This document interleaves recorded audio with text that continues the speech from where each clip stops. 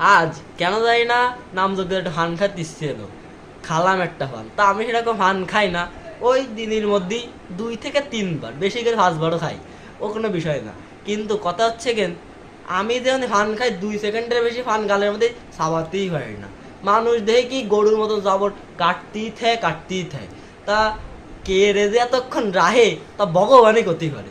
কথা হচ্ছে কেন, কথাটা হচ্ছে ফান নিয়ে, তাই না? তা ফান তো খাবি, খালি এরকম করে খাওয়ার দরকার কি, মায়ের সামনে করে বাপ দেখায় দেখায় খাই, ওরকম ডং করে ফান খাতে হয় না। কিন্তু একটা কথা, ফান খাওয়া খুবই ভালো, স্বাস্থ্যের পক্ষে খুবই ভালো, কারণ ফান খালি পায়খানা লাল থাকে।